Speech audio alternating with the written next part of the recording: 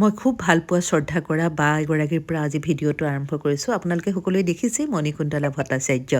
সঁচাকৈ তেখেতক বহুত ভাল পাওঁ, বহুত মানে বহুত। তেখেতক আপোনালোকে সুলেখিকা হিচাপে জানে, অসমৰ কোনেনো চিনি নাপায় তেখেতক, কিন্তু তেখেতৰ অন্য এটিও পৰিচয় আছে। আজি মই আপোনালোকক ক'ম একদম গুপুত কথা এটা।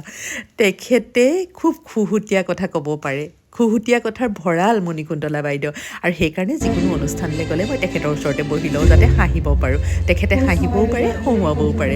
এইটো এটা অন্য পৰিচয় মণিকুন্তলা বাইদেউৰ। যিয়ে নহওক, মোৰ কাষত বহি আছে কপিল বৰা, নিৰ্মালী। আজি বহুদিনৰ মূৰত আমি সকলোবোৰ একেলগ হ'লোঁ। গল্ডেন এৱাৰ্ডছ আজি আমাক মাতিছিলে ডি নিউজিয়া, আৰু তেওঁলোকে আমাক দুটামান পুৰস্কাৰ দিছিলে। তাৰ কাৰণে আমাৰ সকলোকে মাতিছিলে, আমি সকলো একত্ৰিত হৈছিলোঁ, আৰু ডি নিউজক আপাহতে মই ধন্যবাদ জ্ঞাপন কৰিছোঁ। পুৰস্কাৰৰ আশাত কোনোদিনেই কাম কৰা নাই, আগলৈকো নকৰোঁ, কিন্তু যেতিয়াই এনেধৰণে কোনোবাই স্বীকৃতি দিয়ে নিজে কৰা কামৰ, তেতিয়া মনটো বিৰাট ভাল লাগে আৰু দায়বদ্ধ হৈ পৰোঁ সেই কামটোৰ বাবে। কিন্তু আপোনালোকে যে ৰাস্তাই ঘাটে লগ পালে কয়, বাইদেউ আপোনাৰ অভিনয় ইমান ভাল লাগিলে চিৰিয়েলখন বা চিনেমাখনত, সেইটো কিন্তু আমাৰ কাৰণে বহুত ডাঙৰ পুৰস্কাৰ, জানেনে?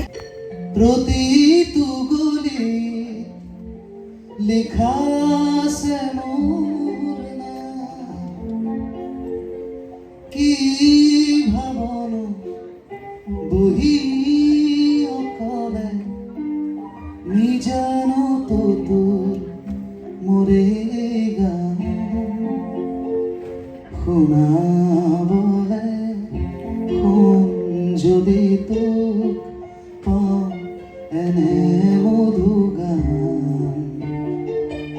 সবাক চাৱনিৰে কহি মোক বুকুত।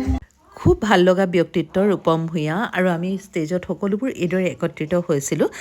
এইটো আচলতে শ্বৰ্ট ভিডিঅ' এটা, সেইদিনাখন মই ভিডিঅ' কৰিম বুলি ভবাও নাছিলোঁ, কিন্তু তথাপিও ভাবিলোঁ আপোনালোককো জনাওঁ ডি নিউজৰ বিষয়ে। খুব ভাল লাগিল, কৰ্মকৰ্তাসকলো খুব ভাল, আৰু আমি যিখিনি মানুহ সমবেত হৈছিলোঁ সকলোখিনিক আপোনালোকক দেখুৱাব পৰা নাই, কিন্তু ছ'চিয়েলি যিসকল মানুহ এংগেজ আছে ভাল ভাল কামত, বহুত ভাল ভাল মানুহক তেওঁলোকে এৱাৰ্ড দিলে। সকলোৰে কথা কোৱাটো এইখিনিত সম্ভৱ নহয়, কিন্তু নিৰ্মালীক এইদৰে মোৰ হাতেৰে এৱাৰ্ডটো দিবলৈ পাই মই খুব সুখী হ'লোঁ। খুব ভাল পাওঁ তেখেতক, আৰু কপিল আমি দুইজনেই দিছোঁ আচলতে। যি কি নহওক, গল্ডেন এৱাৰ্ড অনুষ্ঠানটোক আকৌ মই ধন্যবাদ জ্ঞাপন কৰিলোঁ তেখেতসকলে মোক দিয়া স্বীকৃতিৰ বাবে, আৰু সঁচাকৈয়ে চিৰকৃতজ্ঞ হৈ ৰ'লোঁ তেখেতসকলৰ ওচৰত। তেখেতসকলৰ কাম মনে সকলোৰে হৃদয় জয় কৰক, আৰু আমিও যেন এইদৰেই আপোনালোকৰ হৃদয় জয় কৰিবলৈ সক্ষম হওঁ।